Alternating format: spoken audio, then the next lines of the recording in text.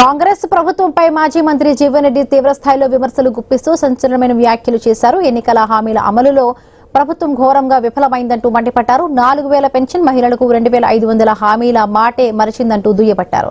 August 15 నుండి ఇచ్చే పెన్షన్లలో వృద్ధాప్య, బీడీ కార్మికుల పెన్షన్లకు దరఖాస్తులు కూడా ఆహ్వానించకపోవడం బాధాకరమన్నారు. కళ్యాణ లక్ష్మి పథకంపై హైకోర్టు మధ్యంతర ఉత్తర్వులు ఇవ్వడం రేవంత్ రెడ్డి ప్రభుత్వానికి చెంపపెట్టు లాంటిదంటూ విమర్శించారు. ఇచ్చిన హామీలను అమలు చేయడంలో ప్రభుత్వానికి నైతికత లేదని వెంటనే సీఎం రేవంత్ రెడ్డి రాజీనామా చేయాలంటూ జీవన్ రెడ్డి డిమాండ్ చేశారు.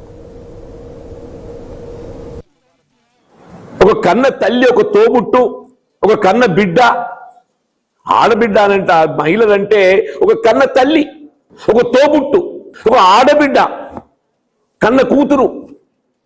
ఎందుకు నువ్వు మహిళలు ఉసురు పోసుకుంటున్నావు? ఎందుకు మహిళలు ఉసురు పోసుకుంటావు అని చెప్పి అంటున్నా.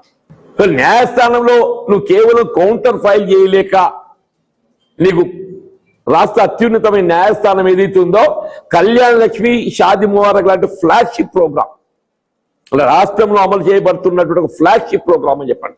కళ్యాణ లక్ష్మి, షాదీ ముబారక్ అది ముఖ్యమంత్రికి చెంపపెట్టు అంటున్నా, రేవంత్ రెడ్డికి చెంపపెట్టు అని చెప్పంటు నేను.